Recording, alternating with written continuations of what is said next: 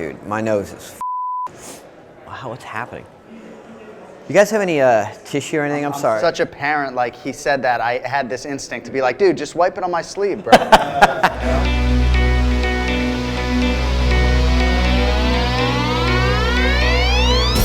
What's going on, fight fans? This is the watch list for UFC 218 coming up December 2nd. Holloway versus Aldo 2 from Little Caesars Arena in Detroit, Michigan. Let's start with this headliner here. When you break down what Max Holloway has done on paper, but 11 consecutive wins, undefeated over the last 4+ years, pretty incredible. Yeah, he's getting into a lot of never been done categories. Right. Just one of the most impressive runs in, you know, one of the arguably top 3 divisions in the UFC. It's incredible, and to see him progress. And I think the most amazing thing about Max Holloway is that he hasn't hit his ceiling yet. Right. He's not done. You know, he's still really, I mean, I brought him into the UFC. He was really young. Yeah. It's obvious he just keeps getting better every outing. Co-main event, all the rage with fight fans right now in the heavyweight division. Alistair Overeem stepping up to the plate to take on the oncoming force that is Francis Ngannou. Yeah, you know, this is interesting for obvious reasons. These are two very, very large men. They hit very, very hard. But you know, beyond that, there's a lot of hype around Francis. Oh! Ngannou knocks Arlovsky down. That is it! The Predator Francis Ngannou. And we might be staring at a future UFC heavyweight champion. People, you know, I think Dana's even come out and said he's the next big thing. He Yeah. could be the next big star. But this is a massive step up. I mean, if you really look at his resume up to this point, his biggest win is over Andrei Arlovsky. And so from Andrei Arlovsky, you know, Alistair just fought for the title a little over a year ago. Is right back into contention right now, and that's actually what this fight is all about. It's going to be interesting to see how he handles the kicks. It's going to be interesting to see how Overeem handles that power. Yeah. He's found a good way to find distance in his recent fights. He's circling off really well.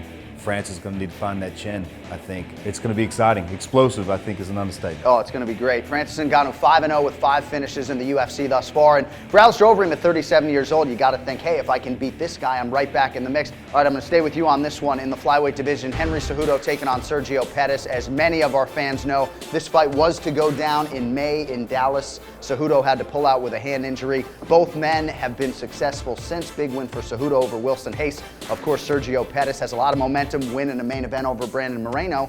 5 rounds at altitude, certainly a feather in the cap of the young man Sergio Pettis. Flyweight title eliminator of sorts in your mind? Oh, absolutely. Yeah. Absolutely. I think what's interesting as well is most people, you would look at it and say, okay, this is a classic wrestler versus striker type deal. And that certainly plays a part. Obviously, Henry's an Olympic gold medalist in wrestling.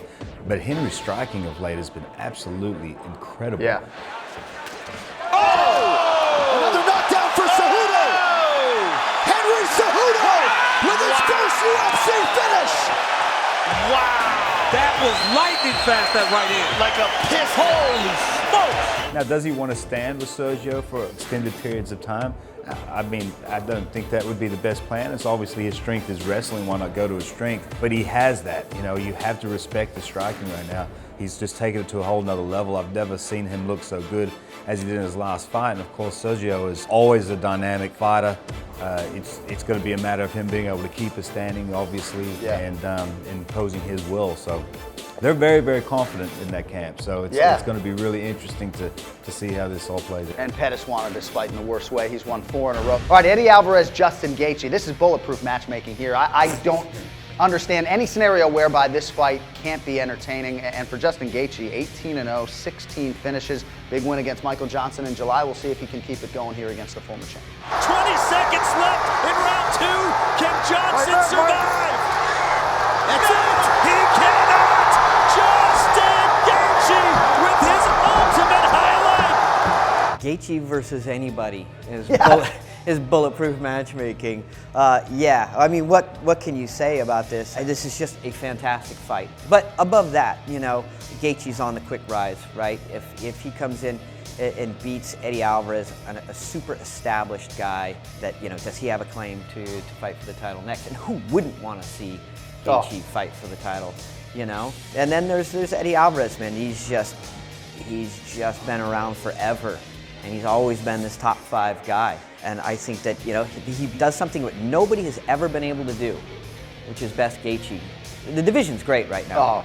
never been better, I think, in the eyes of a lot of people. And at 155 pounds to go undefeated for any fighter is a tremendous accomplishment. I think that's, you know, I keep saying it over and over. I think, you know, over the last 100 years, people have, through, you know, the way boxing is set up, you know, people expect guys just to be undefeated. Yeah. And there's 100 guys that are 40-0, whatever it is. It doesn't happen in MMA.